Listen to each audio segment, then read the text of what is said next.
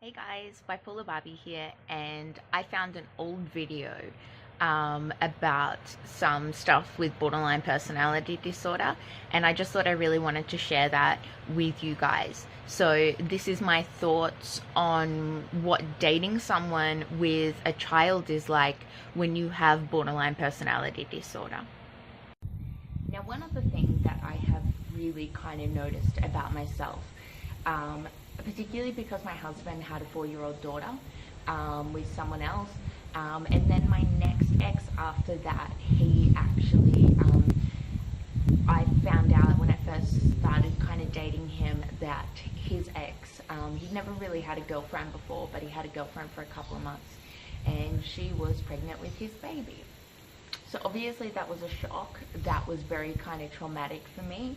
And then even my ex after that, I swore that I would never date anyone that had kids. And she suddenly came out with, oh, I think I'm pregnant. But it turns out she ended up miscarrying anyway, and it wasn't his baby, it was her rebound. She'd actually gotten pregnant like a week after that. She had borderline personality disorder, and I think because she was engaged to him, and I think like there's an escalation of kind of borderline traits when they're trying to get security in a relationship. One is trying to get, I guess, marriage. But it is kind of difficult. I mean, it wasn't difficult for me, but it is kind of difficult to get like a ring on your finger for most people. So if you can't kind of convince someone to marry you, then I guess if that plan fails, the next best thing is to get knocked up and try and get pregnant. I do kind of have strong feelings on this because my town is kind of really renowned for having a very high kind of youth pregnancy rate, a very high kind of single mother pregnancy rate. And I do know a lot of people in my immediate kind of circle who had kind of been tricked into getting knocked up, or knocking, I guess, a girl up, in the sense that, you know, they'd been lied to, they were told that they were on contraception, and then all of a sudden they'd got this baby. And apparently it was a surprise and it was an accident, and people who have told me this, both girls and I guess guys, but particularly the girls seem to go on this, oh, it's such an accident. And I kind of go, what do you mean it was like a surprise? And then they'll say, oh, well, I wasn't on the pill for a couple of months, and then all of a sudden I was pregnant. Like, maybe that was a surprise for your partner, but it certainly didn't seem like it was a surprise for you. Anyway, aside from those sort of things, and how I feel really strongly about how wrong it is to do those sorts of things, I feel like for me it's particularly traumatic because I'm not going to have kids.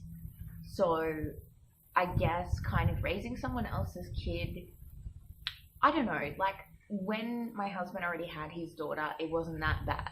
Like, honestly, I loved her. I played the perfect stepmom. I adored her. You know, she even preferred me more than she preferred him. She was always saying that. She's like, no, I want you to do it. Which was really sweet, you know. We had a lot of good times.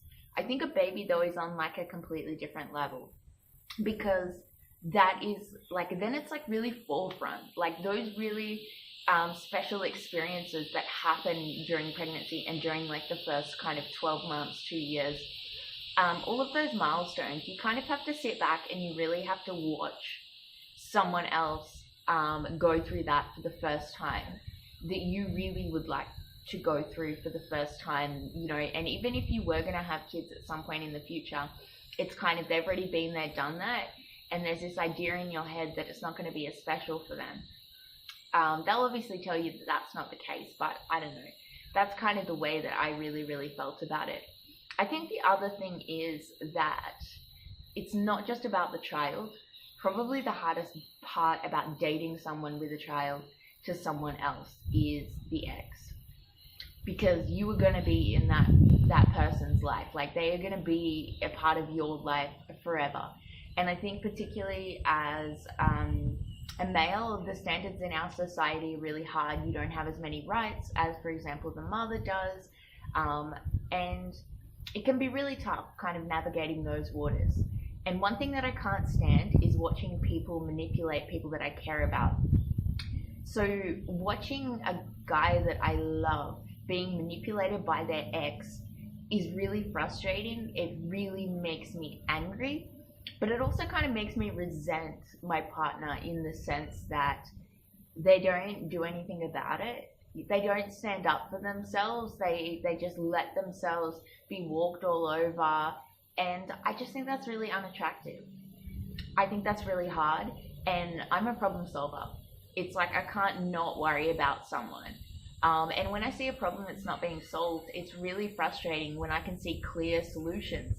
And I guess I've had to learn to not communicate those solutions, or if I do communicate it, just to kind of let it go. It's really frustrating though to let someone or to just wait for someone to like figure it out on their own. And it's really frustrating too when they don't kind of take your advice, because they just kind of assume that you're,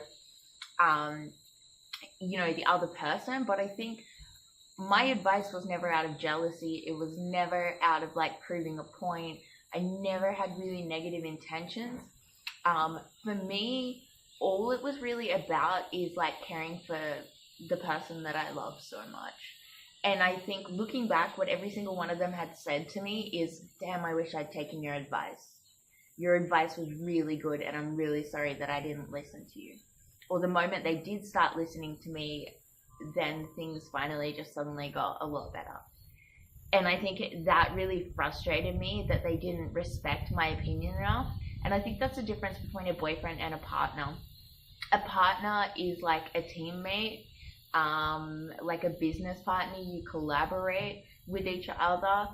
You're kind of equals. I think a boyfriend is more where you're just two kind of separate entities.